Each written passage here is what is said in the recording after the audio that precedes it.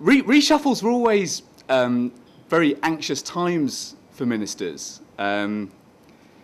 because you sort of sit around for long periods of time by the phone, just sort of anxiously waiting for it to ring, worried, when it doesn't. And my first experience, I suppose, was a little bit unusual. I'd only been an MP for 9 months, so I wasn't expecting any phones to be ringing when I went to a birthday party for my son, and then suddenly the phone rang, and you kind of get this moment of terror when the number 10 switchboard says, "Is that Liam Byrne? Can you hold for the Prime Minister?" And you sort of freeze.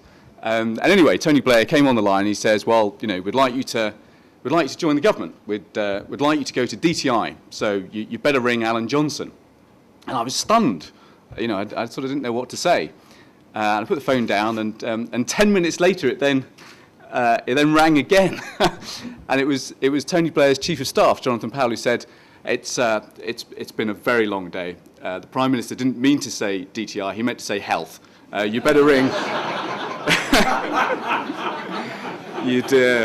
You better ring Patricia Hewitt instead. And such the accidents of politics. But a month ago, there was absolutely no hesitation when Gordon Brown rang me and he asked me to come to the House of Commons and he asked me to become the first minister for the West Midlands. And he was emphatic and I was absolutely delighted. And I believe the rationale for regional ministers is simple. It's an extra pair of hands to help us close the wealth gap between Britain's regions, because theory tells us that in a market and over time, poorer communities will always catch up to the wealth level of richer communities. And we've seen it in the EU, we saw it with Ireland, we saw it with Spain, we've seen it with other countries that have joined that single market. And yet, if you look across our country today, you see these differences which are simply too big. In fact, if we close the gap between the worst performing regions and the best performing regions, this country would be £60 billion better off, and this region would be £10 billion better off. That's something like £2,000 each. Now, in the last 10 years, this region has taken enormous strides forward, changes that have really lifted this region up. We've never been better educated, better trained, better connected, with the best ideas wherever on earth they're conceived. We've never been richer. 138,000 more jobs in this region have been created since 1997, and unemployment down 10,000 since 2000, despite the loss of Rover and Peugeot, and 150,000 people benefiting from the national minimum wage. Over £1,000 extra per pupil has been delivered in real terms, and 3,500 more teachers, and over 10,000 more teaching assistants, and 2.4 billion in capital funding for schools, and we now have the best performing apprenticeship programme in the country, up 19% in the last 2 years alone. Now, what do these changes mean? These changes mean that we can close the wealth gap with the rest of Britain, and these changes mean that we can face the future not with a sense of shiftless anxiety, but actually with a sense of acute anticipation. By the time my children go to work in 2020, unless I can get them out of the house any sooner than that, advances in trade and technology will have changed this country and this region out of all recognition. Today, already, something like 3/4 of businesses think that technology will have a profound impact on their business and on the way they do their business in the future. Yet by 2020, computers will be 4,000 times more powerful than they are today. Already, gene therapy is not unusual. By 2015, gene therapy will treat something like 1 in 3 life-threatening diseases. Already, 2 billion people are interconnected in a market that now includes the majority of the world's population for the first time. Yet in 40 years' time, the combined economies of Brazil, Russia, India, and China could be bigger than the G6. And that will create vast new markets for our automotive exporters, our education exporters, our pharmaceuticals, biotech, electronic and creative businesses. These changes could transform the wealth of this country and this region, and we face that future today in a position of strength. Britain is one of the world's most open economies. Exports to Asia are up £15 billion in the last 4 years.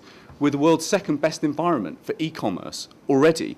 With just 1% of the world's population, this country funds 5% of the world's science, and we take 10% of the world's internationally recognised scientific prizes. So the risk we run, to quote Nye Bevan, who is one of my heroes, is not that we offer this country or this region too much vitality, but we offer them too less.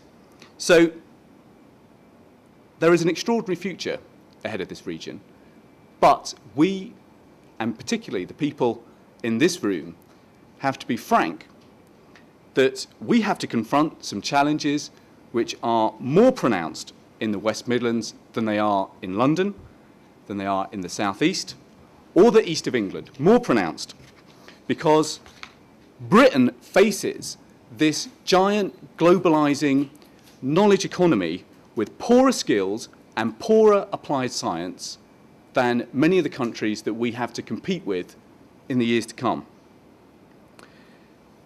The UK today has twice as many adults as the US and Germany with low skills.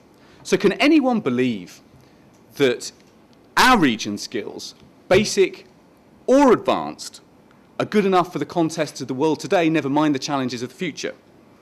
When we have the highest proportion of workers without qualifications in England, can we really say we're confident that we'll win in the future? Or take science. The UK is spending on business R&D lags behind the US, Japan, Germany by a big margin, and is under the average of the EU 15.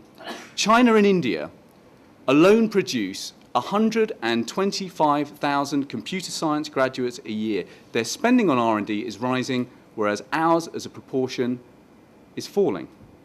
So does anyone believe that the West Midlands can compete in the future when we have almost the lowest rate of R&D spending in England, when we spend something like half the national average? We've made enormous strides forward as a region in the last decade. But the point is, the world is not slowing down, it's speeding up. So we need a fresh start. And in the last 20 days, we've had it.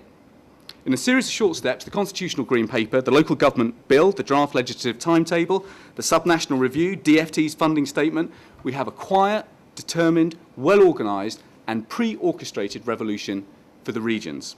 After a decade of devolution from Whitehall and Westminster, we want a further, faster shift of power out of Westminster and closer to the local front line. The Governance of Britain Green Paper calls for a new relationship between citizens, between government and the community. More power passed from central government to town halls, from town halls to communities, and from communities to individual citizens.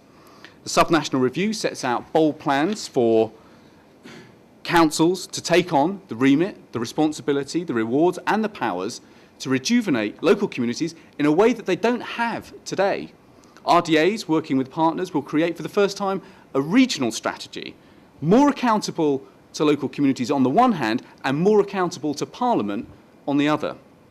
The draft Queen's speech has got fresh measures for better transport, better planning, a radically greener country, and above all, we want Britain's future wealth to fund different kinds of communities in the future. And that's why the Housing Green Paper last week proposes 3 million new homes by 2020, zero carbon by 2016, in mixed communities with hundreds of thousands of new homes for families in the West Midlands. I might say, in particular, giving young families the chance, often for the first time, to get a foot on the housing ladder, something that I believe is their right.